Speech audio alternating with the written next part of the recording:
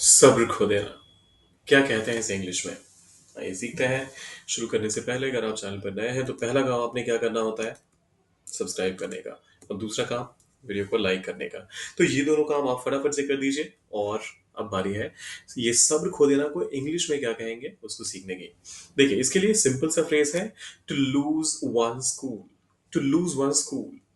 अब एग्जाम्पल के तौर पे पहला स्टेटमेंट आता है ट्रैफिक में फंसकर उसने सब्र खो दिया। He lost his cool when stuck in traffic. He lost his cool उसने सब्र खो दिया when stuck in traffic. Traffic में फंसने के बाद या फिर जब वो ट्रैफिक में फंसा हुआ था। सो ट्रैफिक में फंसकर उसने अपना सब्र खो दिया। He lost his cool when stuck in traffic. दूसरा स्टेटमेंट आता है बहस के दौरान वो अपना सब्र खो बैठा। ही lost his cool during the argument. He lost his cool during the argument. तीसरा एग्जाम्पल कहता है बच्चों के शोर से उसने सब्र खो दिया। ही लॉस्ट या फिर she lost her cool because of the children's noise. Children वैसे तो प्लूरल है लेकिन हम यहाँ पर क्या कह रहे हैं बच्चों के शोर की वजह से। तो हम कह रहे हैं यहाँ पर चिल्ड्रन अपॉस्ट्रोफी एस जिसका मतलब होता है बच्चों का या फिर बच्चों के।